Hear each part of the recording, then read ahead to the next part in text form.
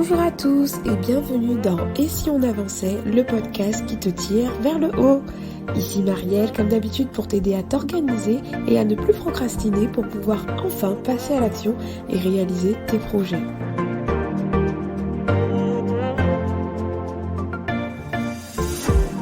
Aujourd'hui, je réalise un épisode assez spécial qu'on appellera l'épisode 0.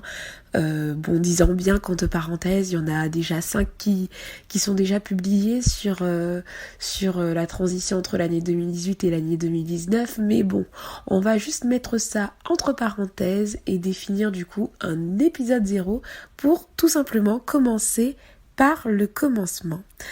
Dans cet épisode, je vais en fait te parler de mon pourquoi. Pourquoi j'ai créé ce blog ? Pourquoi je consacre mon temps à créer du contenu ici, juste pour toi ? Qu'est-ce qui me motive réellement ? On va voir tout ça ensemble, donc c'est parti. Alors pour commencer, je vais un peu me présenter parce qu'il y a beaucoup de personnes qui sont arrivées sur le blog. Au début, il y avait ma famille. Maintenant, il y a des personnes que je ne connais pas, alors je vous souhaite la bienvenue. Et donc, je vais me présenter. Donc moi, je m'appelle Marielle, j'ai 25 ans. Je suis actuellement responsable qualité et gestionnaire des risques. Donc, pour synthétiser, en fait, mon rôle lorsqu'une entreprise m'embauche, c'est de les aider à améliorer leur organisation et surtout, je veille à ce que la réglementation soit respectée. Donc, ça, c'est lorsque je fais la définition de mon poste en gros, mais dans la réalité, bien sûr, il implique un tas de paramètres que je ne prendrai pas le temps d'expliquer ici, parce que c'est pas le sujet. Donc voilà, je suis responsable qualité, et pour ceux qui connaissent ce métier, si tu connais ce métier, tu sais que les personnes qui l'exercent sont souvent réputées pour être quoi ? Ouais, exactement, c'est ça. Pour être très organisées, des personnes très carrées, des personnes très méthodiques. Parce que c'est un métier qui demande de la rigueur, il y a énormément d'échéances à respecter, de vigilance à avoir. Et donc, généralement, les profils de responsable qualité sont sont des personnes assez carrées. Et ça me ressemble quand même assez bien. Parce que depuis ma plus tendre enfance, je suis quand même quelqu'un d'assez naturellement organisé. Ma mère me dit souvent qu'elle n'avait pas du tout à me dire ce que j'avais à faire au niveau de mes devoirs, je m'organisais pour les faire, j'organisais mes révisions, enfin voilà, j'étais quelqu'un d'assez organisé depuis ma plus tendre enfance et vraiment il faut dire que c'est un domaine qui me passionne. J'aime énormément regarder des vidéos, lire des livres liés à l'organisation, je m'intéresse à tout ce qui est productivité, etc. Enfin, c'est vraiment un sujet que j'aime à fond. Donc on va dire que c'est mon premier pourquoi tout simplement, c'est parce que j'aime. Et donc vous comprenez que j'aime aussi mon métier qui est à peu près dans la même thématique on va dire.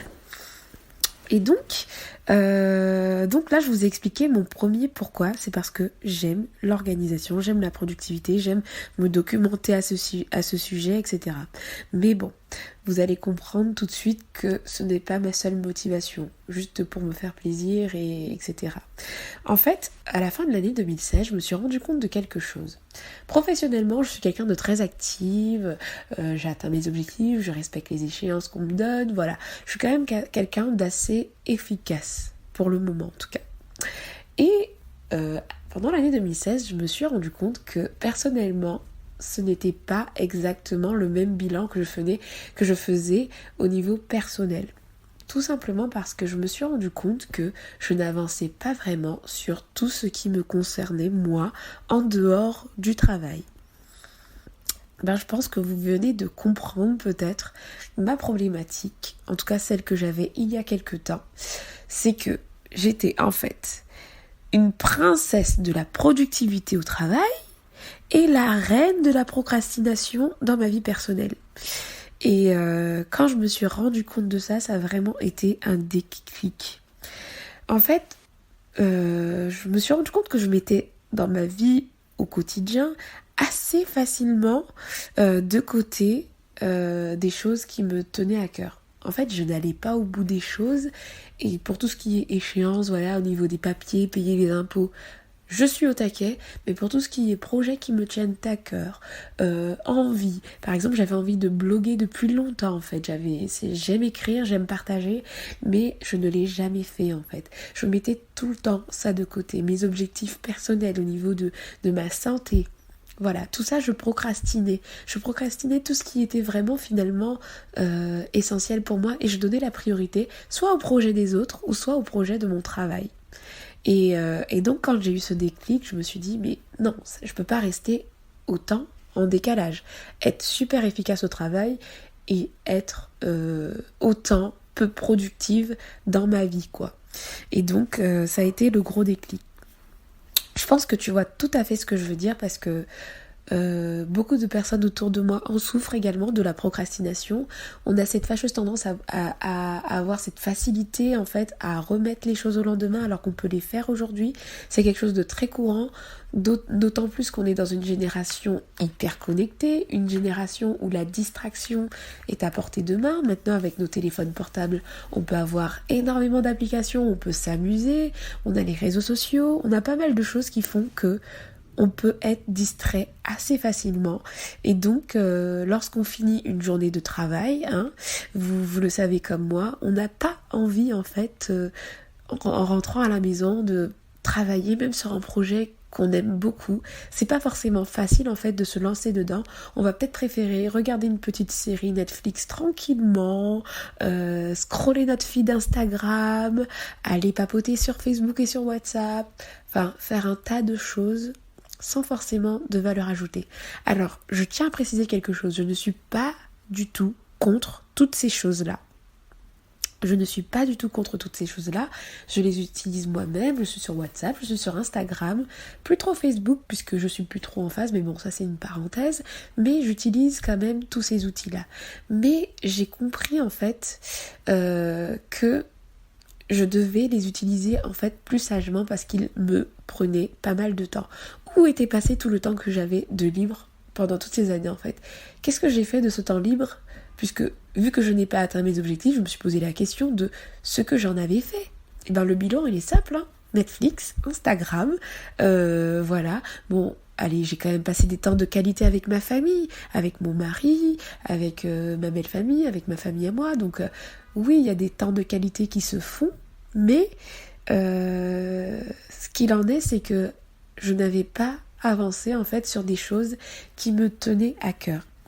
Et donc, ce qui m'amène à t'expliquer mon deuxième pourquoi, c'est tout simplement parce que nous sommes dans une génération qui est assez distraite et que nous avons besoin de nous organiser pour ne pas perdre de vue et passer à côté de nos vraies priorités.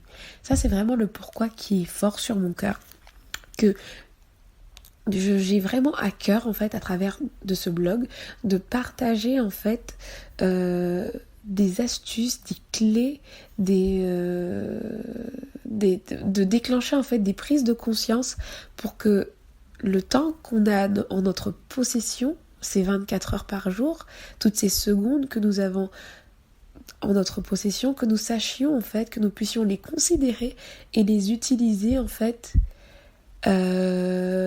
avec une vraie valeur ajoutée en fait, les utiliser de manière responsable en fait pour que à la fin de nos vies qu'on n'ait pas de regrets en fait, qu'on ait donné le meilleur de nous-mêmes, qu'on ait porté du fruit, qu'on ait eu une vie en fait avec de l'impact et que chacun puisse vraiment être acteur de sa vie. Personnellement, je refuse de passer à côté de ma vie, vraiment, et encore moins à cause d'Instagram, de Facebook, etc. Je suis vraiment convaincue que chacun de nous, on est présent sur cette terre parce qu'on a un but, une mission. Et je veux pas me retrouver plus tard à regretter de ne pas avoir fait ceci, de ne pas avoir fait cela, de ne pas avoir fait vraiment ce qui brûlait dans mon cœur. Et je sais qu'en ayant une vie organisée, une vie productive, en fait, ça va venir être une base, un soutien en fait, pour que je puisse mener à bien ces projets. À la fin de l'année 2017, j'ai réalisé en fait un exercice qui s'appelle l'ikigai. Je vais mettre dans la description en fait du podcast le lien d'un podcast que j'ai fait qui parlait de ce sujet-là. L'ikigai, c'est un outil qui aide en fait en se posant des questions et en les classant par catégorie à définir un peu les missions, les vocations, etc. Donc je vous mettrai tout le détail dans la description. Mais voilà, j'ai fait cet exercice et il s'est avéré en fait que ce qui ressortait beaucoup dans mes aspirations, c'était l'accompagnement, l'aide des autres. Je suis quelqu'un quand même d'assez tourné vers les autres. À l'heure actuelle, dans ma vie, j'aide beaucoup mes amis. Je prends plaisir, je prends un réel plaisir à aider mes amis. Parfois, ça joue en ma défaveur d'ailleurs, parce que des fois, je m'engage sur des choses et malheureusement, je n'ai pas assez de ressources et je ne peux pas aller jusqu'au bout. Et j'essaye de travailler sur ça, mais bon, ça aussi c'est une parenthèse que je vais fermer, ce n'est pas le sujet. Mais voilà, j'aime beaucoup aider les autres, j'aime l'organisation, j'aime tout ce qui est lié à la productivité. Et en fait, au niveau de ce schéma, de cet outil en fait qui aide à savoir un peu sa mission de vie, en fait j'ai découvert vraiment une aspiration qui était en moi mais que dont je n'avais pas forcément confiance, c'est que j'avais vraiment envie d'aider les autres à s'organiser, à avoir une vie plus productive, d'accompagner les autres à mener à bien leurs projets et vraiment vraiment être un soutien en fait pour les autres. J'aime aider les autres et c'est comme ça, je ne sais pas comment l'expliquer mais voilà, j'aime ça et donc voilà, ça fait partie de mon deuxième pourquoi. Donc maintenant que vous savez un peu pourquoi, ce qui me motive en fait à vous partager tout ça à travers le blog, je vais un peu vous présenter les 5 sphères du blog. Maintenant que le blog fête ses 1 an, j'ai fait un petit bilan. Je souhaite aller beaucoup plus loin avec vous si vous le voulez bien. J'ai vraiment à cœur de vous fournir du contenu de qualité, de meilleure qualité, d'aller plus loin dans mes recherches, de plus me documenter encore pour vous parce que vous le savez, je ne suis pas une experte, mais justement, j'apprends en vous apprenant, j'apprends en vous partageant ce que je découvre et c'est vraiment un moyen pour moi aussi de monter en expertise à ce niveau et je prends vraiment plaisir à me documenter pour vous et vraiment mon désir c'est de vous fournir encore pour cette nouvelle année des Si on avançait du contenu de qualité, du contenu qui vont vous permettre d'avancer, des vraies clés, des vrais outils que vous pourrez utiliser dans votre quotidien pour enfin passer à l'action et pour mettre KO la procrastination. Et donc dans ce blog j'ai défini 5 sphères de thématiques en fait que j'aimerais aborder avec vous. Donc il y a premièrement la base du blog, c'est l'organisation professionnelle et l'organisation personnelle, les deux en fait. Parce que je sais qu'il y a des personnes qui travaillent et qui ont aussi envie d'améliorer leur organisation au bureau. Donc c'est vrai que mes méthodes d'organisation vont être plutôt adaptées à des fonctions plutôt administratives, de manager, etc. Mais voilà, j'ai aussi à cœur de proposer des astuces d'organisation au boulot et des astuces d'organisation personnelle. Donc tout ce qui est lié à la planification, à la définition d'un budget, à comment gérer un budget. Donc on a cette sphère qui va être bien présente dans le blog. Ensuite, la deuxième sphère, ça va être la productivité. Je sépare l'organisation de la productivité parce que ce n'est pas la même chose. Être organisé, on va dire, nous contribue à notre productivité, mais ce n'est pas la productivité. Lorsqu'on est organisé, on n'est pas forcément productif. Moi, dans toute ma vie, j'ai été très organisée, mais je commence qu'aujourd'hui à explorer la productivité. La productivité, en fait, c'est tout simplement la capacité à produire un résultat qui est convenable avec le moins de ressources possibles en fait. C'est vraiment moi j'aspire à ça, c'est un leitmotiv, je prie pour ça, j'ai vraiment envie d'avoir une vie productive en fait, faire des actions qui sont concrètes, je ne souhaite plus perdre mon temps dans des choses qui n'ont pas de valeur et j'ai vraiment envie d'avoir une vie productive, une vie qui porte du fruit. Et donc dans la thématique de productivité, vous allez on va aborder en fait tous les sujets liés à la gestion du temps, à l'efficacité personnelle, à la concentration. On parlait dernièrement sur Instagram ensemble, pour ceux qui me suivent sur Instagram, de la capacité à se concentrer. Je sais qu'il y en a beaucoup qui m'ont dit qu'ils avaient des difficultés à ce niveau, donc on va travailler là-dessus. Donc je vais vous proposer du contenu sur ces thématiques-là. Et voilà, on va parler productivité. Ensuite, il y a une troisième sphère qui est la gestion de projet. La gestion de projet, c'est un domaine que j'aime énormément.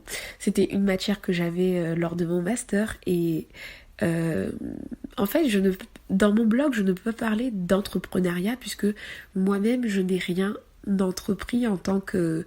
Enfin, je n'ai pas de statut auto-entrepreneur, je n'ai pas de société à mon compte, mais par contre, au niveau bénévolat, j'ai entrepris pas mal de projets, en fait, des événements à organiser, des projets en interne dans mon entreprise, des projets de master, des projets personnels, en fait, qui n'ont pas de valeur, on va dire, financière, mais qui ont demandé une certaine gestion, une certaine organisation. Et tout ça, ça m'intéresse énormément. Et j'avais vraiment envie, dans cette sphère-là, de vous partager des clés pour comment commencer un projet qui soit bénévole, que ce soit une association. Voilà, en fait, il y a des étapes clés pour tout projet qui sont assez basiques et le but c'est vraiment d'échanger avec vous sur ces points-là et essayer de vous débloquer peut-être sur certaines situations que vous allez rencontrer dans la gestion de vos projets, puisque n'oubliez pas, le blog s'appelle « Et si on avançait ?» Donc pour moi, lorsque vous suivez mes conseils, c'est que vous commencez à bouger, c'est que vous commencez à lancer vos projets. Et voilà, je voulais vous proposer dans cette sphère-là des astuces, des outils en fait pour pouvoir organiser en fait au mieux vos projets à travers des plans d'action, à travers des objectifs, comment travailler en équipe, etc. Donc voilà pour la troisième sphère. Et ensuite, il y a deux sphères que je n'ai pas encore vraiment exploitées dans le blog, mais qui vont bientôt venir, parce que ce sont des sphères qui se connectent aussi pas mal à l'organisation, mais qui sont pas directement liées à l'organisation, mais qui sont pour moi essentielles et que j'aimerais trop partager avec vous. C'est la partie lifestyle. Donc pour moi, tout ce que je mets dans le lifestyle, c'est tout ce qui n'est pas forcément lié directement à l'organisation, mais qui est lié, qui a un lien fort avec l'organisation, mais qui n'est pas l'organisation. C'est tout ce qui est lié aux habitudes de vie et à la santé.